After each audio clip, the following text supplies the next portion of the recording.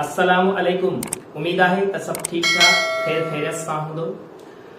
Last lecture असां sound waves जे हवाले सां ऐं उन्हनि जे प्रॉपर्टीज जे हवाले सां डिस्कस करे आया हुआसीं। थोड़ा टाइम थी चुको आहे त वरी कंसिस्टेंसी सां लेक्चर अपलोड न थी सघिया आहिनि, इन जे लाइ माज़रत। हाणे असां डिस्कस करे वठंदासीं हिकु नए चैप्टर ॾांहुं। यूनिट नंबर 12 आहे 10th फिजिक्स जे बेसिस ते इलेक्ट्रोमैग्नेटिक स्पेक्ट्रम।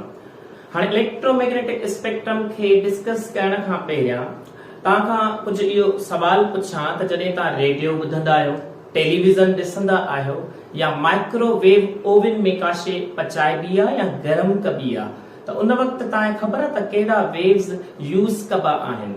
Electromagnetic waves. सो ज़हन नशीन करे छॾियो त असां हिन खां पहिरियां असांखे इहा ज़रूर ॼाण हुजणु घुर्जे त इलेक्ट्रोमैग्नेटिक वेव्स छा हूंदा आहिनि। Electromagnetic waves. हाणे इलेक्ट्रोमैग्नेटिक वेव्स छा हूंदा आहिनि? हाणे पहिरियां त इलेक्ट्रोमैग्नेटिक वेव्स असांजा कीअं पैदा थींदा आहिनि। ठीकु आहे, ही उहे वेव्स आहिनि, चवंदा आहियूं दोज़ वेव्स which produce, कीअं प्रोड्यूस थींदा आहिनि? चेंजिंग ऑफ या oscillating of electric field and magnetic field. जॾहिं बि तव्हां या समटाइम चवंदा आहिनि इलेक्ट्रिक करंट खे जॾहिं तव्हां छा कंदो? चेंज कराईंदो, यानी ओसिलेट कराईंदो। कंहिंमें? एंटीना में। यो आर्टिफिशियली असां यानी के वठंदा आहियूं। एंटीना में जॾहिं तव्हां छा कराईंदा हो? इलेक्ट्रिक करंट खे चेंज या ओसिलेट छा कराईंदा हो? ओसिलेट।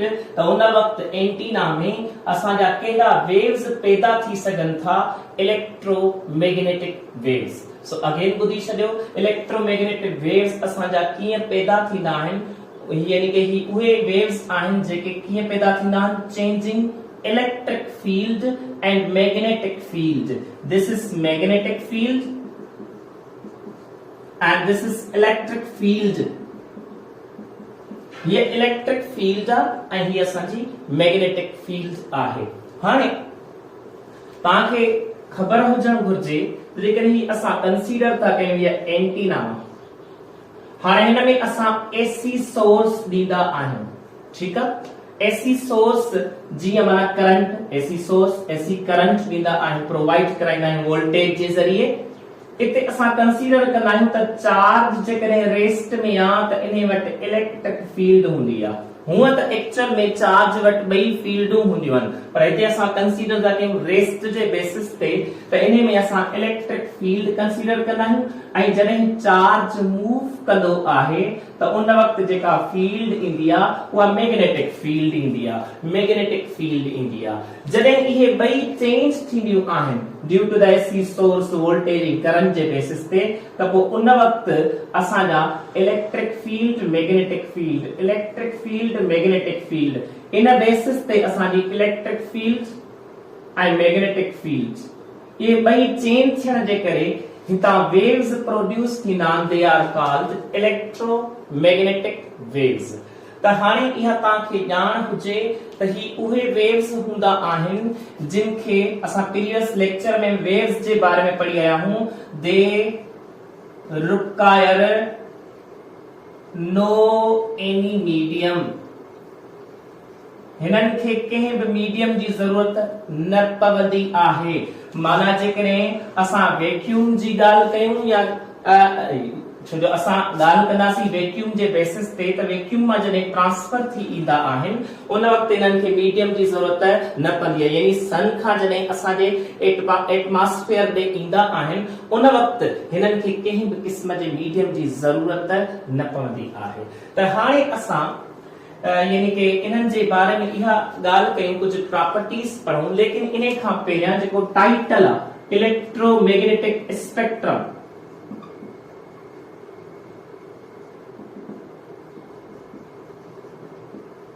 माना हिननि वेव्स जी हिकु पट्टी स्पेक्ट्रम पट्टी, ठीक है, series of frequency and wavelength lambda, ठीक है। तो इन्हें खे चइबो अथव spectrum. Series of frequency and wavelength is called, actual में स्पेक्ट्रम हुंदो आहे। ऐं असां कंहिंजो स्पेक्ट्रम था वठूं, इलेक्ट्रोमैग्नेटिक्स जो, इलेक्ट्रोमैग्नेटिक वेव्स जो स्पेक्ट्रम वठंदा आहियूं इन बेसिस ते। ऐं इहा ॻाल्हि ज़हन में रखजो त ही जेको स्पेक्ट्रम हुंदो आहे इहो कंटीन्यूअस हुंदो अथव।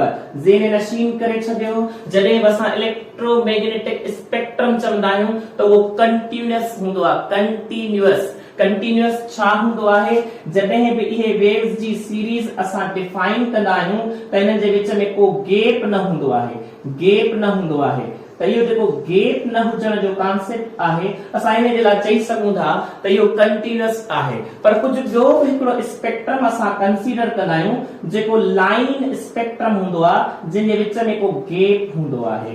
त एटमनि मां जेके वेव्स निकिरंदा आहिनि, एटमनि मां जेका लाइट निकिरंदी आहे, फिक्स्ड एनर्जी जे करे उन में असांजो जेको गैप हूंदो आहे उहो लाइन स्पेक्ट्रम फिक्स्ड एनर्जी जे करे हूंदो आहे। ऐं जेको असांजो इलेक्ट्रोमैग्नेटिक स्पेक्ट्रम हूंदो आहे उहो कंटीन्यूअस हूंदो आहे। त हाणे इन जी जेकॾहिं स्पेक्ट्रम जी सीरीज जो डिस्कस कयूं, कहिड़े क़िस्म जा इन में नाला हूंदा आहिनि, त उन जे लाइ हाणे तव्हां त यादि कंदो या ॿुधा बि हूंदा, gamma rays, X rays, ultraviolet, visible, infrared, microwave, radio waves. हाणे इहा की सीरीज आहे, अॻिते पोइते कीअं थी सघे थो नाला यादि कबा त नाला अॻिते पोइते थी सघनि था।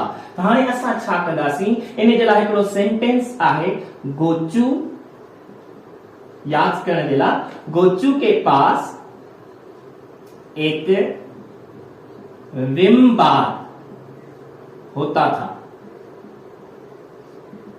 गोचू असां कैरेक्टर था खणूं, हिकिड़ो कार्टून। उहो कार्टून जेको वेचारे खां रुगो थाण बर्तन धोराईंदा हुआ, जंहिंजे करे उन जे हथ में रुगो विम बार हूंदो हो। विम बार माना थामन जो साबुण, ठीक आहे। त हाणे इन्हे मां असां ॾिसो कीअं था ठाहियूं इलेक्ट्रोमैग्नेटिक स्पेक्ट्रम खे यादि करण जो तरीक़ो। त गोचू जे लाइ असां छा था लिखूं, GXU, गोचू। ॾिसो एक्स जो उचार असां चू करे वठंदा आहियूं, त गोचू। हाणे उन जे हथ में छा हूंदो, विम, VIM, इहो थियो विम। हाणे बार, लठ, स्टिक वांगुर हूंदी, थामन जो साबुण, रे, आर करे रखंदासीं हिते, आर। हाणे तव्हां ॾिसो इहा सीरीज में थी वियो, त G for gamma rays, X for X rays, U for ultraviolet, V for visible, I for infrared, M for micro, R for radio.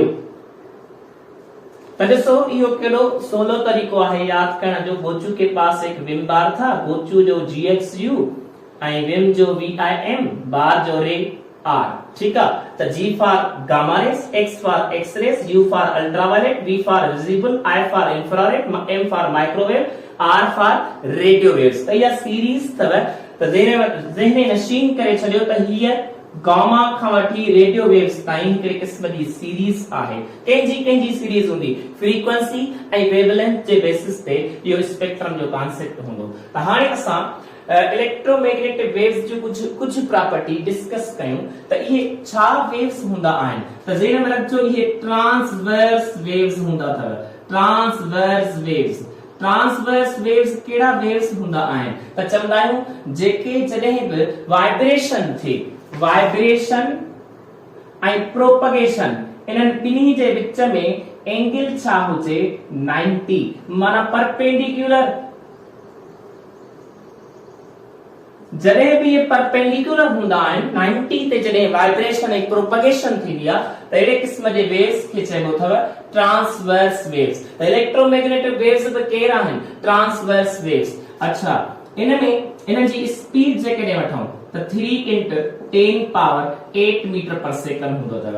3 into 10 power 8 metre पर सेकंड हूंदी आहे। पर जेकॾहिं के डेंसर मीडियम में वञनि, डेंसर मीडियम जेकॾहिं water वठूं, गिलास वठूं, को मेटल वठूं, उन वक्त लाइट जी स्पीड रिड्यूस थींदी आहे। हिक मीडियम खां जॾहिं ॿिए मीडियम में वेव्स वेंदा, अंडरस्टूड आहे लाइट जी स्पीड हिक ई मीडियम में सेम हूंदी आहे। हवा में त पूरे एटमॉस्फेयर में जिथे भी हवा हूंदी उते असां चवंदासीं 3 into 10 पावर जे वेझो हूंदी आहे, छो जो हीअ हूंदी आहे वैक्यूम में, फ्री स्पेस में, माना जिथे मीडियम न हूंदो आहे। पर जेकॾहिं थोड़ो असां एयर में वठंदा आहियूं त एयर में असां 2.99 into 10 पावर 8 मीटर पर सेकंड वठंदा आहियूं, माना इहा वेझो आहे कंहिंजे 3 जे। ठीकु आहे, त पॉइंट इहा ईअं ई असां वाटर में कुछ स्पीड वठंदा आहियूं 2.4 into 10 पावर 8 मीटर पर सेकंड। पॉइंट कहिड़ी आहे, वाटर में वठो डेंसर मीडियम थियो, यानी वैक्यूम में वठो फ्री स्पेस थियो, एयर में वठो यानी रेयरर मीडियम थियो। पॉइंट छा आहे, हिक मीडियम खां जॾहिं ॿिए मीडियम जी डिस्कस थींदी आहे त उन वक्त स्पीड ऑफ लाइट ते फर्क पवंदो आहे, चेंज थींदो आहे। त इहो कॉन्सेप्ट आहे, थोरो इन ज़हन में रखे छॾिजो। त हाणे इन बेसिस ते असां चवंदासीं त स्पीड ऑफ लाइट चेंज थींदी आहे, रिड्यूस थींदी आहे जॾहिं डेंसर मीडियम में यानी कॉन्सेप्ट ईंदो आहे। डेंसर मीडियम में स्पीड ऑफ लाइट घटि हूंदी आहे ऐं रेयरर मीडियम में या फ्री स्पेस में वधीक हूंदी अथव। इहा ॻाल्हि ज़हन में रखे छॾिजो। हाणे ॿी ॻाल्हि हिनजी ज़हन नशीन करे छॾियो त इहे ओबे कंदा आहिनि। ही ओबे छाखे कंदा आहिनि, रोशनीअ जा कुझु लॉज हूंदा आहिनि, law of reflection and refraction of light, laws of reflection and refraction of light खे ओबे कंदा आहिनि। अच्छा, ज़हन में रखिजो इन्हनि जी फ्रीक्वेंसी डज नॉट चेंज। इन्हनि जी फ्रीक्वेंसी चेंज न थींदी आहे, फ्रीक्वेंसी चेंज न थींदी आहे। पोइ छा चेंज थींदी आहे, जॾहिं हिक मीडियम खां ॿिए मीडियम में लाइट जेकॾहिं वञे थी न त उन वक्त फ्रीक्वेंसी चेंज न थींदी आहे, बल्कि छा चेंज थींदी आहे, वेवलेंथ एंड स्पीड। ज़हन में रखे छॾिजो, वेवलेंथ एंड स्पीड मोस्टली असां चवंदा आहियूं या चेंज थींदी आहे। फ्रीक्वेंसी असां चवंदासीं त छा ते डिपेंड कंदी आहे, फ्रीक्वेंसी डिपेंड कंदी आहे ओनली सोर्स ते। सोर्स माना जिथां बि उहे वेव्स जनरेट थिया, हिकिड़े सेकंड में जेकॾहिं 100 वेव्स पैदा थिया त अॻिते हली ॿिए सेकंड में बि उहे 100 वेव्स ई पिया ट्रांसफर थींदा, वरी अॻिते हली हिकिड़े सेकंड में उहे 100 वेव्स ई हूंदा। त number of waves per second, number of waves per second is known as frequency. त इहो कॉन्सेप्ट हूंदो आहे त फ्रीक्वेंसी इन्हनि जी कॾहिं बि चेंज असां इहे चवंदा आहियूं त चेंज न थींदी आहे, बिकॉज़ फ्रीक्वेंसी डिपेंड कंदी आहे छा ते, एक्चुअल में सोर्स ते। ठीक आहे, इहा पॉइंट आहे इन बेसिस ते। त ही कुछ प्रॉपर्टीज आहिनि इलेक्ट्रोमैग्नेटिक वेव्स जे बेसिस ते। त हाणे इन में हिकु ॿी प्रॉपर्टी बि हूंदी आहे and that is called dispersion of light. Light जो डिस्पर्स थी वञणु ऐं लाइट जो स्प्लिट थी वञणु।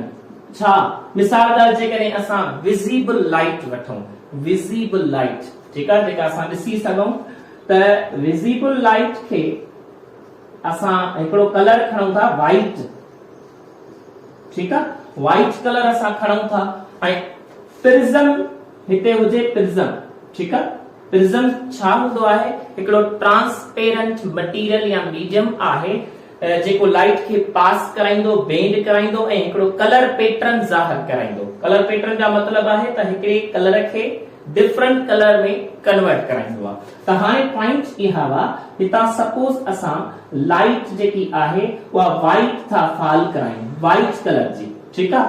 पोइ पॉइंट इहा, जीअं हिन सां इहे टकराईंदी त सपोज इहे जेके लाइट जा कलर माना जेकी लाइट जा रेस आहिनि इहे डिफरेंट कलर में कन्वर्ट थी वेंदा आहिनि, डिफरेंट कलर में। सपोज मां हिते ॿिनि क़िस्मनि जा थो यानी कि कंसीडर कयां, जेको घणो बेंड थियो हूंदो उहो वायलेट हूंदव, या सपोज ब्लू था वठूं असां, ब्लू, ठीकु आहे, ही घणो बेंड थियो आहे इहो ब्लू हूंदो। ऐं जेको घट बेंड थियो आ वो रेड हूंदो आहे। ज़हन में रखे छजो त बिलूअ वटि एनर्जी वधीक हुजण जे करे, एनर्जी वधीक हुजण जे करे घणो बेंड थींदो, जंहिंजे वजह सां इन जी वेवलेंथ घटि हूंदी आहे, फ्रीक्वेंसी वधीक हूंदी आहे। एनर्जी वधीक, फ्रीक्वेंसी वधीक, वेवलेंथ घटि, सही आहे। ऐं रेड घटि बेंड थींदो आहे, जंहिंजे वजह सां इन वटि एनर्जी घटि हूंदी आहे, माना फ्रीक्वेंसी घटि हूंदी आहे, पर वेवलेंथ वधीक हूंदी आहे रेड जी। इहो कॉन्सेप्ट अथव।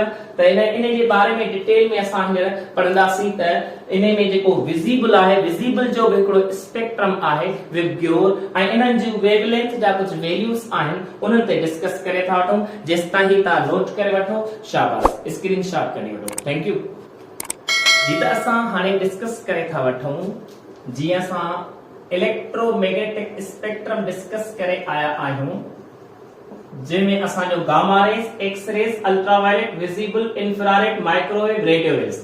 हींअर असां डिस्कस थोड़ो करे वठूं वी फॉर विजिबल, माना लाइट, ठीक आहे। हाणे इन जे बेसिस ते इन जो स्पेक्ट्रम वठबो आहे विबग्योर करे, विबग्योर।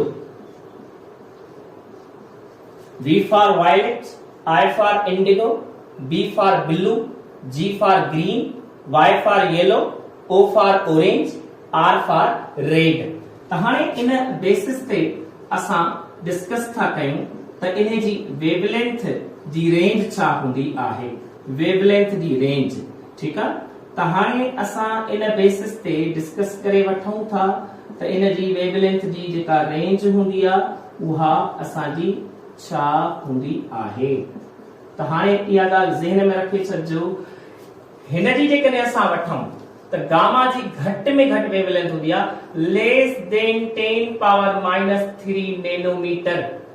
विंदे रेड जी जेकॾहिं असां रेडियो जी, नॉट रेड, रेडियो वेव जी जेकॾहिं असां वठंदासीं त उहा हूंदी आहे असांजी greater than 0.1 metre, greater than 0.1 metre में। माना असां ये खणी वठंदा आहियूं त रेडियो वेव जी 1 मीटर खां या 0.1 मीटर खां रेंज जेका हूंदी आहे 0.1 मीटर खां विंदे 5 मीटर ताईं रेंज हूंदी आहे, 5 मीटर ताईं रेडियो वेव जी। हाणे तव्हां हिन जी ॾिसंदो न त 10 पावर -3 नैनोमीटर, माना असां जेकॾहिं इन ते वठूं त 0.001 नैनोमीटर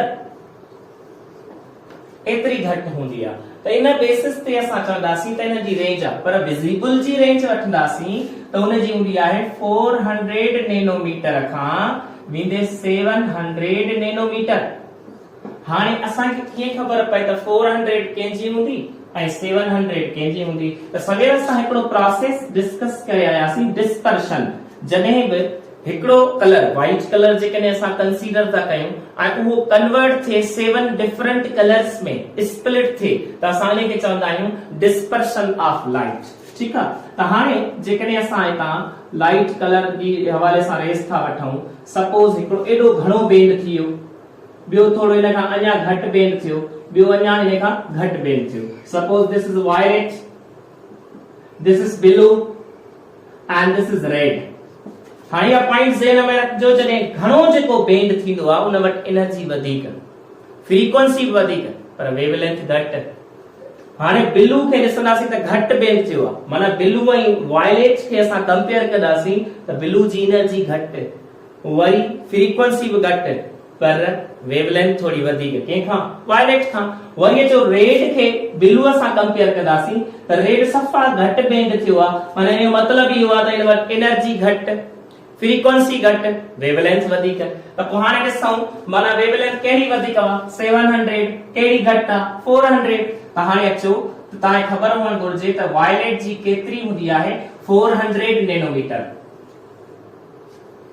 ऐं इंडिगो जे हिसाब सां वठंदासीं त हाणे ॾिसो 25 में ऐड कयो, 425 नैनोमीटर, ठीक आहे। वरी ब्लू में बि 25 ऐड कयो, 450 नैनोमीटर्स। इते हाणे 25 ऐड न कबो, हाणे कबो 75। त 75 कंदो त तव्हांजो थींदो 525 नैनोमीटर। ज़हन में रखजो, ग्रीन जी 525 नैनोमीटर। वरी जॾहिं येलो वठंदो त हिन में 50 ऐड कयो, 58 कयो त 575 थी वेंदो। वरी अचो ऑरेंज में बि 58 कयो, 58 कयो त पोइ 625 थी वेंदो। वरी जेकॾहिं तव्हां रेड था वठो त रेड में ओनली आखिर में 25 ऐड कयो, माना 650 नैनोमीटर में तव्हांजी छा ईंदी आहे वेवलेंथ। त इहा थोरी सीरीज यादि करे छॾिजो त 400 खां पोइ 25 ऐं 25 ऐड करणो आहे, उन खां पोइ 3 नंबर में 75 ऐड करणो आहे, वरी 50 ऐड करणो आहे, वरी 50 ऐड करणो आहे, वरी आखिर में 25 ऐड करणो आहे। त इहो हिकिड़ो ट्रिक आहे यादि करण जे बेसिस ते। त इहे तव्हांजा वैल्यूज़ तव्हांखे यादि हुअण घुरिजनि। हाणे तव्हांखे थोरी इहा पॉइंट ॿुधाए छॾियां त गामा रेज़ जो ओरिजिन छा आहे, एक्स-रे जो ओरिजिन छा आहे, अल्ट्रावायलेट जो ओरिजिन छा आहे, विजिबल, इंफ्रारेड, माइक्रोवेव, रेडियो, यानी इलेक्ट्रोमैग्नेटिक वेव्स जो ओरिजिन कीअं जनरेट थींदा आहिनि, कहिड़ो सोर्स आहे, त इहो असांखे डिस्कस करणो आहे। सो ॾिसो GXU gamma rays, X rays, ultraviolet, visible, infrared, microwave, radio waves. हाणे गामा रेज़ जे बेसिस ते वठूं त गामा जो जेको सोर्स हूंदो अथव, असां चवंदा आहियूं हाईली जेके एक्साइटेड जेके एटम्स हुजनि या न्यूक्लियस हुजनि, ठीकु आहे, न्यूक्लियस हुजनि, त उन्हनि खे असां चवंदासीं उन्हनि मां हमेशा केर निकिरंदा आहिनि, गामा निकिरंदा आहिनि। गामा जी इमिशन थींदी आहे। गामा डीके पढ़ियो अथव, अॻिते हली असां डिस्कस कंदासीं लास्ट चैप्टर्स में इंशाअल्लाह, ठीकु आहे।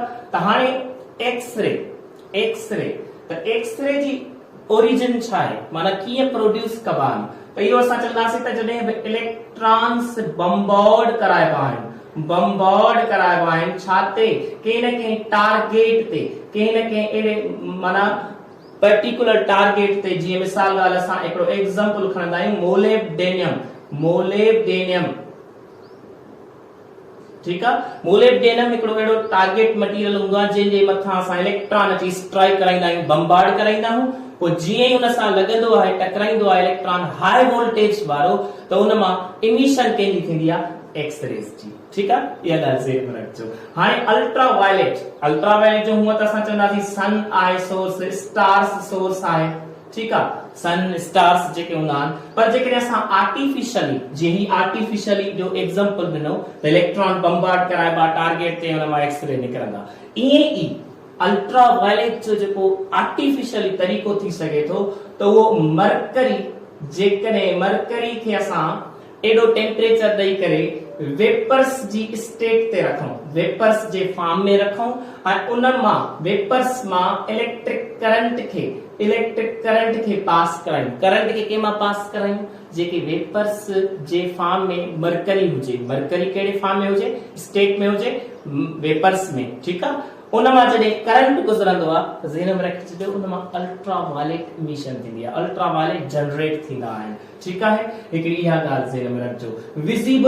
विजिबल जो सोर्स कहिड़ो थी सघे थो, त विजिबल लाइट असां मोस्टली जॾहिं बि प्रोसेस अहिड़ो कराईंदा आहियूं आयोनाइज़ेशन जो, एक्साइट थी करे वरी डी एक्साइट थींदा आहिनि, इन्हनि जे बेसिस ते असां यानी कि विजिबल लाइट इमिशन थींदी आहे, ठीकु आहे, इमिट थींदा आहिनि वेव्स।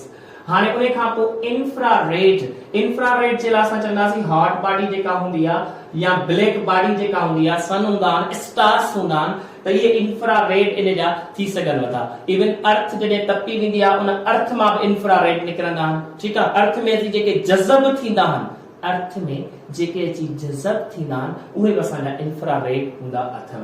उन खां पोइ माइक्रो, ठीकु आहे, माइक्रो जो मोस्टली असां ईअं चवंदासीं त सन या जेके बि असांजो सोर्स हूंदो आहे, इहो आहे रेडियो वेव्स जो जेको हूंदो अथव, रेडियो वेव्स जो जेको सोर्स हूंदो अथव, रेडियो वेव्स जो जेको सोर्स हूंदो आहे, असां चवंदासीं इहो ट्रांसमीटर हूंदो आहे, ट्रांसमीटर या रिसीवर हूंदो आहे।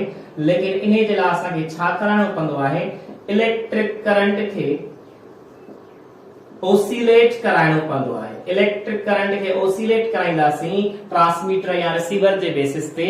जीअं एंटीना जो मिसाल ॾिनो, इन मां रेडियो वेव्स जनरेट थींदा आहिनि। त इहे कुझु शयूं अथव, इहे तव्हां यानी कि नोट कयो ऐं इन्हनि जी तव्हांखे ॼाण हुजे। हाणे असां अॻियां इन्हनि जे यानी इलेक्ट्रोमैग्नेटिक वेव्स जे एप्लीकेशन जे बारे में डिस्कस कंदासीं, यूजेजेस जे बारे में डिस्कस कंदासीं, इन मां कहिड़े बीमारियुनि जो इलाज थींदो आहे, कीअं असां ट्रीटमेंट कंदा आहियूं, ठीक आहे, त इहो कीअं डायग्नोज कंदा आहियूं, त इहे सभु शयूं असांजो इलेक्ट्रोमैग्नेटिक वेव्स जे बेसिस ते थींदियूं, जेसि ताईं नोट करे।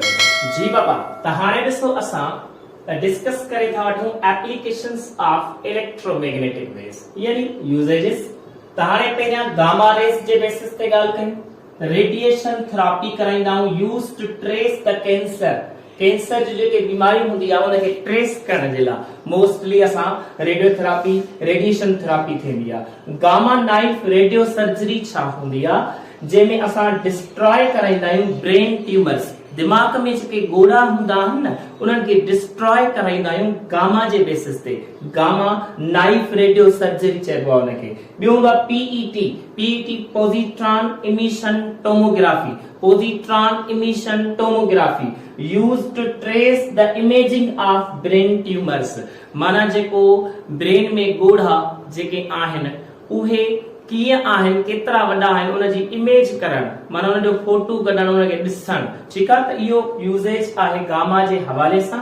हाणे असां चऊं था एक्सरेस जे बेसिस ते, त इन मेडिकल फील्ड रेडियोलॉजिस्ट जेके हूंदा आहिनि डायग्नोज कंदा आहिनि फ्रैक्चर माना कंहिंजो ब्रेक थी वियो आहे, हड्डो बोन वग़ैरह, या को माना किथे धकु लगी थो पवे, माना जेको फ्रैक्चर हूंदो आहे, फ्रैक्चर बोन्स में या इवन दंद वग़ैरह भॼी पवंदा आहिनि, त उन जे बेसिस ते असां इहो रेडियोलॉजी या रेडियोलॉजिस्ट जेके हूंदा आहिनि कंदा आहिनि एक्सरेस खे यूज़ करे, ज़ेन नशीन करे छॾियो। ॿियो सीटी स्कैन बि कराई वेंदी आहे, CT scan computerised tomography, brain जो फोटो इमेज करणु, उहा बि एक्सरेस जे ज़रिए थींदी आहे, पर उते लो फ्रीक्वेंसी वारा एक्सरेस यूज़ कबा आहिनि।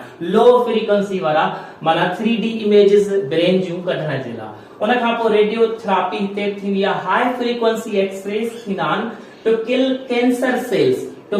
कैंसर सेल्स या जेके ट्यूमर्स हूंदा आहिनि न उन्हनि खे श्रिंक करण जे लाइ, माना सुसण जे लाइ या उनखे नंढो करण जे लाइ, डिक्रीज करण जे लाइ, ठीकु आहे, इहा ॻाल्हि आहे।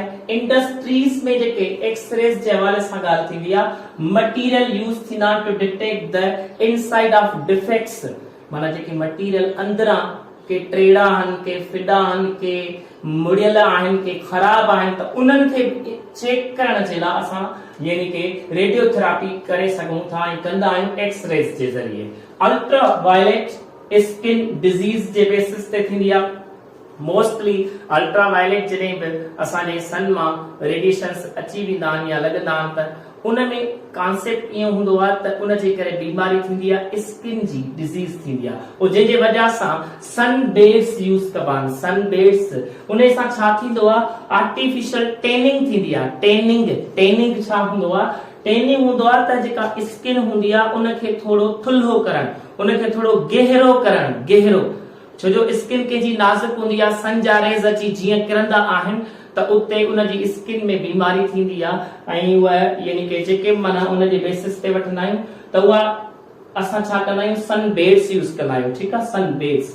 त उन सां छा थींदो आहे, उहा खल जेकी आहे उहा मज़बूत थींदी आहे, स्किन जेकी आहे उहा मज़बूत थींदी आहे।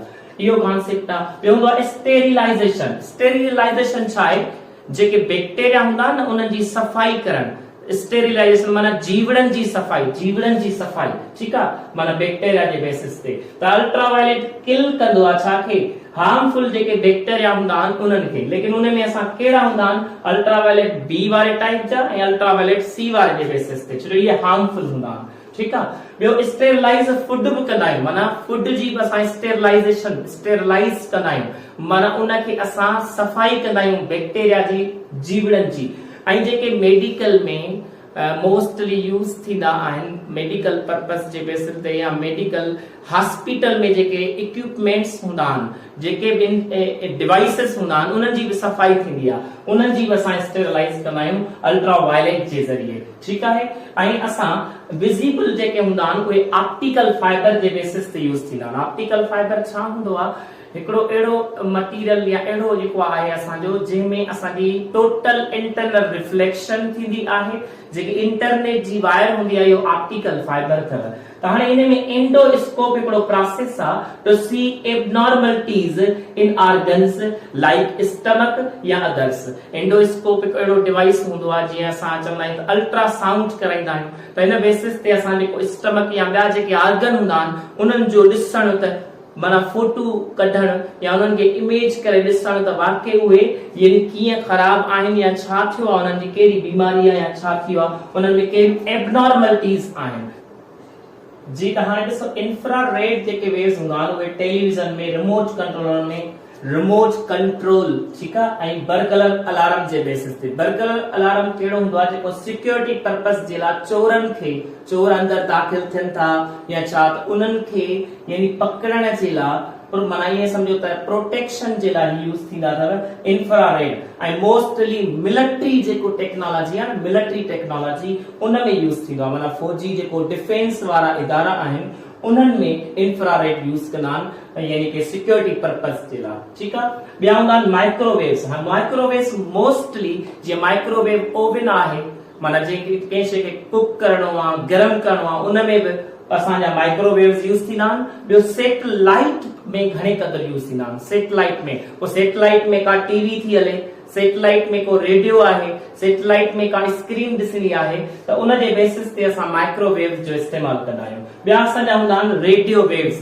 रेडियो वेव्स जी वेवलेंथ हाई हुजण जे करे वॾो असांखे यानी कि फ़ाइदो पहुचंदो आहे त कम्युनिकेशन जेको असांजो हूंदो आहे पर्पस उन में वॾो सैटेलाइट में सैटेलाइट जे ज़रिए कम्युनिकेशन कयूं, मोबाइल जे ज़रिए कम्युनिकेशन कयूं या जेको बि असांजो सोर्स कम्युनिकेशन जे हवाले सां आहे माना इंफॉर्मेशन खे हिक जगह खां ॿी जगह ताईं पहुचाइण में असांजो रेडियो वेव्स जो वॾो रोल आहे। त मोबाइल में असां कम्युनिकेशन कंदा आहियूं, टावर लॻल हूंदा आहिनि, जेके बि असांजो मक़सदु हूंदो आहे उहो असांजो रेडियो वेव्स जे बेसिस ते इंफॉर्मेशन खे पहुचाइण जो तरीक़ो हूंदो आहे। त ही सभु असांजा यूसेजेस अथव। बाक़ी तव्हां किताब जी स्टडी कजो, रीड कजो उनखे, उन में सुठियूं पॉइंटूं अथव। मोस्टली मां निचोड़ जेको कंक्लूजन कढियो आहे माना समरी जीअं चइजे हिन बेसिस ते आहे त हिन चैप्टर जे हवाले सां इहे ॻाल्हियूं हुयूं। हाणे असां अॻियां प्रॉब्लम्स यानी न्यूमेरिकल करे था वठूं, उन खां पोइ इंशाल्लाह नेक्स्ट चैप्टर जी स्टडी कंदासीं। Thank U.